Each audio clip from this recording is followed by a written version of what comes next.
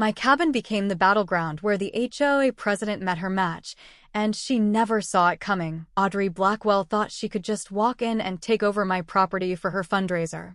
She had no idea that every inch of this place was rigged with traps, not deadly ones, but enough to make her regret ever stepping foot inside. From hidden speakers to motion-activated sprinklers, everything came alive the moment she tried to turn my peaceful lake retreat into her personal event space. Let me tell you how it all started. I bought this cabin after a rough divorce, needed a place to heal, somewhere off the grid but still connected to nature. It sits on the eastern shore of Pinehurst Lake in Michigan, a rustic two-story built by my grandfather back in the 1960s. I'm Oliver Grant, security engineer by day, weekend renovator, and now accidental defender of property rights. The morning Audrey showed up, I was enjoying coffee on the deck, watching the mist roll off the lake. Then came the crunch of gravel under tires, and there she was, designer heels clicking like she owned the place. She didn't knock, just walked right in. "Beautiful morning, isn't it, Oliver?" she said, helping herself to a seat at my kitchen island. Her perfectly highlighted hair caught the sunlight as she looked around, not like a guest, but like someone taking inventory. She got straight to the point. She wanted to use my cabin for a fundraiser. Said it had rustic charm and would impress some big investors. But she wasn't asking, she was telling. I politely declined. Her smile didn't waver, but something changed in her eyes. Then came the legal threat. Section 12.3 of the HOA guidelines, temporary property use for community benefit. She claimed hosting her fundraiser qualified, and as HOA president, she had the final say. I couldn't believe what I was hearing. This was my private property. But apparently, 6 months earlier, the HOA had quietly updated its bylaws and most members hadn't even read the fine print. That night, I received an official letter confirming what she said. Buried in the small print was a clause giving the HOA president unilateral power to designate community benefit usage. At the bottom was Audrey's signature and a handwritten note, looking forward to the fundraiser. Please vacate by noon Saturday. So she'd amended the rules behind our backs, created a loophole, and was using it to take my home for a party. But she made one mistake, choosing the wrong cabin. You see, my grandfather wasn't just building a fishing lodge when he put this place together. He was a military communications specialist during the Cold War, and he designed this cabin with hidden compartments, secret wiring, and emergency systems that most people wouldn't expect from a lakeside getaway. And me? I hadn't just renovated it. I turned it into a testing ground for my AI-powered smart home system, a military-grade setup I developed through my work. If Audrey wanted war, I'd give her one she wouldn't forget. That night, I dug through old boxes in the basement until I found a metal lockbox I'd never noticed before. Inside were blueprints showing hidden conduits, strange wiring setups, and notes about communication contingencies. My grandfather had built this place expecting it might need to defend itself someday. It was like he left me a message. I found the primary override panel behind a wooden panel on the east wall, a primitive control system from the 1970s. It was basic by today's standards, but brilliant. I smiled, feeling his presence in the craftsmanship. Thanks, Grandpa, I whispered. Looks like we're going to need every trick you built in here. The next day, I visited Howard Jenkins, a retired judge who'd lived on the lake for over 40 years. He filled me in on Audrey's pattern: minor violations, escalating fines, forced sales, then redevelopment. She'd been doing this for years, quietly amassing land around the lake. He showed me documents buried in seasonal updates, clauses that gave her sweeping powers. And when I got home, I found my coffee mug out of place. Someone had been inside. Security footage confirmed it. Garrett Powell, Audrey's compliance manager, had let himself in with a key, taking photos, measuring rooms. Howard warned me Audrey probably still had copies of keys from when she was my realtor. I changed the locks immediately. That night, I launched Project Guardian, my custom-built AI defense system. While most smart homes offer convenience, mine offered protection. Biometric locks, facial recognition, motion sensors, Pine, the AI, learned who belonged and who didn't. For unauthorized visitors, I set up non-harmful but highly annoying traps, high-pitched sounds only certain ears can hear, temperature shifts, freezing showers, static shocks on doorknobs. Nothing dangerous, just enough to make trespassers uncomfortable. I set up my command center in the living room, surrounded by monitors. If Audrey wanted my cabin, she'd have to fight my technology for it. Garrett came back the next day for another inspection. The moment he entered, Pine activated Protocol 1. Lights flickered, the air turned icy, door handles gave shocks. When he tried to photograph my office, the sprinklers soaked him. He fled in a panic, dropping a folder on his way out. Inside were preliminary resort plans, Pinehurst Resort and Spa. Phase 1, remove Grant Cabin. I wasn't just defending my property anymore. I was standing between Audrey and a massive land grab that had been playing out for years. Later that week, I met Mia Forrester, a biologist studying the lake's ecosystem. She told me those resort plans would destroy the native fish population. Worse, Westfield, the billionaire developer backing Audrey, had a history of bypassing environmental regulations. Mia agreed to help monitor activity around the cabin while I was at work. Audrey wasn't just targeting me. She was targeting the entire shoreline. That evening, I drove to the county records office and requested every permit, variance, and zoning change Audrey had been involved in over the past 5 years. What I found shocked me. She'd orchestrated a pattern: minor violations, fines, forced sales, shell companies, all leading to Westfield development. 7 properties gone the same way. Mine was next. Even worse, she'd altered scientific reports Mia had written, keeping her name attached to fake findings that cleared the way for construction. This wasn't just about real estate. It was about manipulating public processes for private gain. When I got home, I found another message from Garrett tucked in my doorframe, a fake complaint about water damage to a non-existent adjoining property. Another fabricated violation. Their tactics were becoming obvious, but that didn't make them any less dangerous. I upgraded my documentation systems that night. Every conversation, every entry, every action inside my property would be recorded. If Audrey wanted to build a false paper trail, I'd create an indisputable digital one. Over the next few days, I transformed the cabin into a technological fortress. Pine learned to recognize individuals and respond accordingly. For Audrey, subtle heat increases to make her makeup run. For Garrett, random static shocks and opera music triggered by his unique step pattern. Yes, opera music. The cabin was no longer just a structure, it was a participant in its own defense. Then things escalated. Audrey called an emergency HOA meeting and publicly labeled me a threat to the community. She painted me as paranoid, turning neighbors against me. Afterward, I got a cryptic message from an unknown number. I have information about my wife. Meet me tonight. Attached was a photo taken inside my cabin. Someone had been in here again. I met with Mia and Olivia, owner of the Lakeside Coffee Shop. Olivia had lost her family business to Audrey's code violations and forced sale. Mia had fought for environmental protections that Audrey steamrolled. We formed an alliance.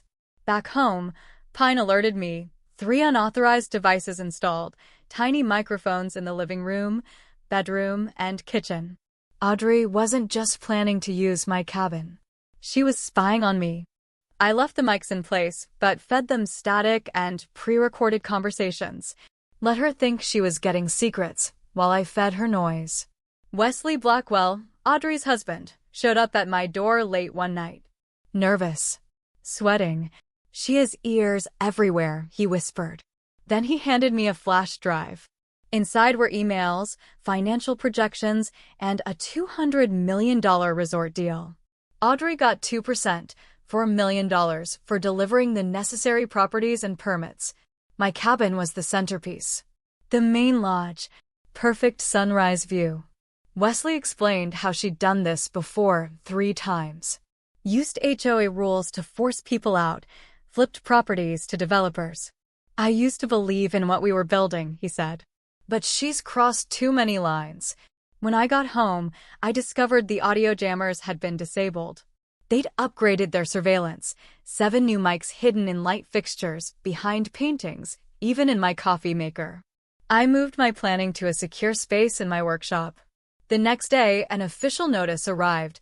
The Pinehurst Homeowners Association will hold its community networking event at the Grant residence on Saturday from 4 p.m. to 10 p.m., pursuant to Bylaw 12.3. Attached was an email claiming I had graciously agreed to host. I called lawyers, all gave the same answer. Too short notice. Courts won't intervene. That night, sitting alone in the dark, I felt defeated. If they could just take my cabin for a party, what would stop them from taking it permanently? I started dismantling the traps, wondering if the fight was even worth it. Then I found a photo, me and my grandfather on the deck, fishing when I was 10. He built this place after returning from service, a sanctuary. A place where the chaos of the world couldn't reach him. This cabin isn't just wood and nails, Oli, he once told me. It's our history. Never let anyone take it away. I sat in the darkness, despair slowly turning into determination. This wasn't just about HOA bylaws or property rights anymore. It was about standing my ground when the world wanted to push me aside again. My ex-wife took our home in the divorce. I wouldn't let Audrey take my sanctuary too. With renewed purpose, I reactivated every trap, upgraded Pine with voice recognition, and programmed it for the big day. I wasn't just defending my cabin anymore. I was fighting for what remained of myself after life had taken almost everything else. Want to know who I am after being pushed to the edge? Welcome to my cabin, Audrey. The deeper I dug into the documents Wesley had given me, the more disturbing the picture became. These weren't just emails or financial projections. They were blueprints of a well-organized scheme that had been operating under everyone's noses for years. Audrey wasn't just manipulating HOA rules to push people out. She was orchestrating a full-scale land acquisition strategy on behalf of Robert Westfield, a billionaire developer with a history of exploiting loopholes and bribing officials.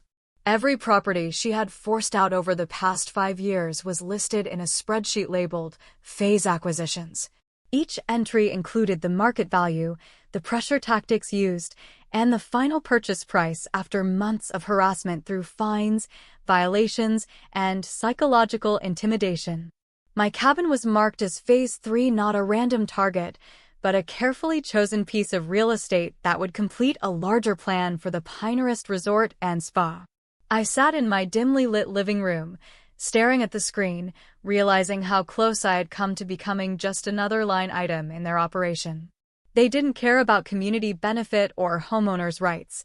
This was cold, calculated exploitation disguised as civic improvement. And worse, they believed I'd be easy to break. But now I had leverage. Not just suspicion, not just rumors, actual proof. Emails between Audrey and Westfield laid bare their intentions. There were even notes about how to handle resistant owners, including strategies like manufactured code violations, false legal threats, and coordinated smear campaigns designed to isolate targets socially before forcing them out financially. I immediately made encrypted copies and sent them to Howard, Mia, and Olivia, instructions attached. If anything happened to me or my cabin, those files were to go straight to the authorities. It was insurance, yes, but also a signal that I was no longer just defending my home. I was taking on an entire system of corruption that had been poisoning our community for years. That night, Pine detected movement near the back of my property. 2 figures moving quietly through the trees, carrying equipment that looked suspiciously like surveyor's tools. Infrared cameras confirmed it. They were taking soil samples and measurements under cover of darkness, probably trying to get ahead of any legal challenges by making it look like development was already underway. I recorded everything but stayed quiet. Let them think they were working undetected. Every unauthorized step they took, every unpermitted measurement, added another layer of evidence to my growing case. Suddenly, this wasn't just about protecting my cabin anymore. It was about exposing a network of abuse that stretched far beyond Audrey and her HOA presidency. She was the public face of something much bigger, a well-funded, well-connected operation that had been running for nearly a decade. With renewed focus, I adjusted my strategy. Instead of just defending against Saturday's fundraiser-turned-invasion, I would use the event itself as the trap. Everything inside that cabin would be recorded. Every conversation, every deal discussed, every slip of the tongue that revealed the truth. Audrey thought she was hosting a party. In reality, she was walking straight into the most sophisticated sting ever set inside a private home.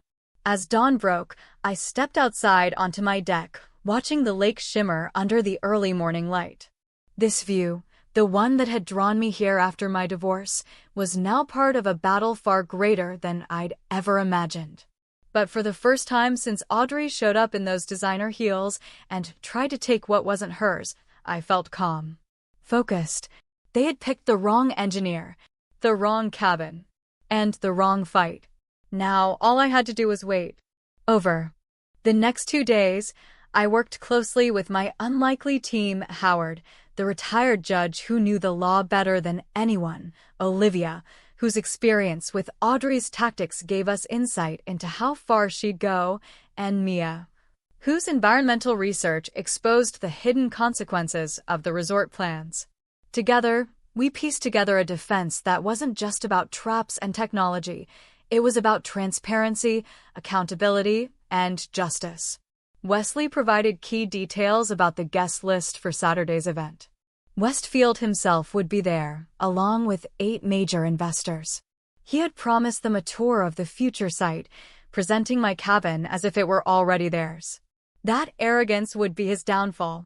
Meanwhile, Mia discovered that Audrey had placed ads in the local paper announcing a resort preview event at what she called Pinehurst Lodge, my cabin. Invitations had gone out to 60 influential community members, all under the pretense that the space was already under HOA control. I upgraded Pine's systems accordingly. Beyond the basic annoyances like temperature shifts and high-pitched sounds, I focused on recording every word spoken inside the cabin. Motion-triggered microphones would activate throughout the house, capturing conversations in crystal clarity. But the real innovation was Pine's voice simulation function. Using recorded samples from guests, the AI could generate realistic speech patterns based on actual statements without fabricating anything new. Howard found a potential legal opening in Section 12.3 of the HOA bylaws. While it allowed temporary use of private property, it required reasonable accommodation for the owner. Since Audrey had demanded I vacate completely, Howard believed we had grounds to challenge the event legally, even if only after the fact. Then came the anonymous phone call. "You're making powerful enemies, Mr. Grant," said a man's voice I didn't recognize. "The mayor's office doesn't appreciate civilians interfering with economic development." The line went dead. It confirmed what we already suspected. Audrey's reach extended far beyond the HOA. But instead of scaring me, it hardened my resolve.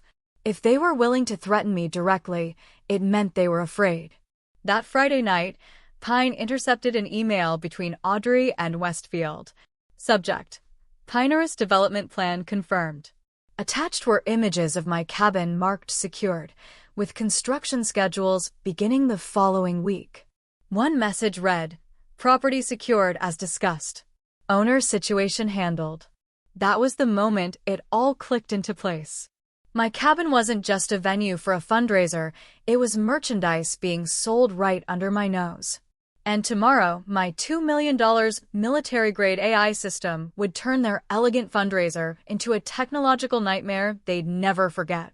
As I finalized preparations, Pine's display showed Audrey driving past the lakefront road, likely doing one last inspection before the event. Let her look. Let her believe she had already won. Because tomorrow, technology would become my justice, unexpected, undeniable, and perfectly tailored to expose every lie she'd built her empire upon. My grandfather once taught me that sometimes the best defense isn't just standing your ground, it's making the ground itself fight back. And my cabin was about to show exactly what that meant. The final 24 hours before the party involved meticulous preparation. I created multiple backup power systems in case someone tried to cut the electricity.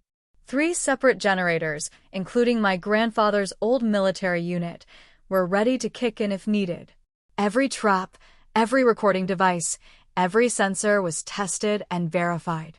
Most importantly, I established secure communications with my allies. Mia would monitor arrivals from her research boat on the lake.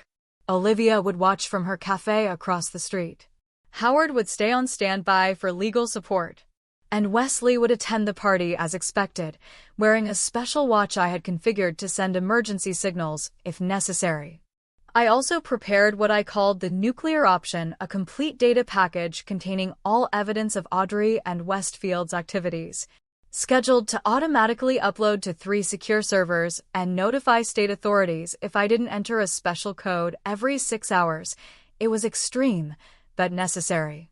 I had learned from Wesley that these people played hardball, and I had to be ready for anything. I reviewed everything one last time with an attorney friend from my military contracting days. As long as I avoided physical harm, false imprisonment, and edited recordings, I was within my rights, especially since Michigan is a one-party consent state for audio recordings. As night fell, I walked through every room one last time. Each trap was cleverly disguised, thermostats that would gradually raise the temperature for specific individuals, bathroom mirrors programmed to fog up with personalized messages when Audrey entered, and floorboards that triggered audio clips depending on who stepped on them and what conversations were happening nearby. Most impressive was Pine's advanced contextual awareness. The AI could distinguish casual conversation from actionable statements, activating enhanced recording only when key phrases like acquisition, development, or property transfer were detected. I packed a small overnight bag and made it appear I was complying with Audrey's demand to vacate. In reality, I would be at Mia's cottage across the lake, monitoring everything remotely. As I stood on my deck for one last check, I noticed Audrey's car passing slowly along the road. Our eyes met briefly before she accelerated away. In that moment, I realized this had become more than a property dispute. It was a battle of wills between 2 people who refused to be pushed around, but only one of us was fighting for something larger than personal gain. I locked the door, activated the security protocols, and whispered to the cabin itself, "Show them what you can do." The lights dimmed briefly in response, as if the building itself understood the mission ahead. Tomorrow would determine not just the fate of my home, but potentially the future of the entire community. I was as ready as I would ever be.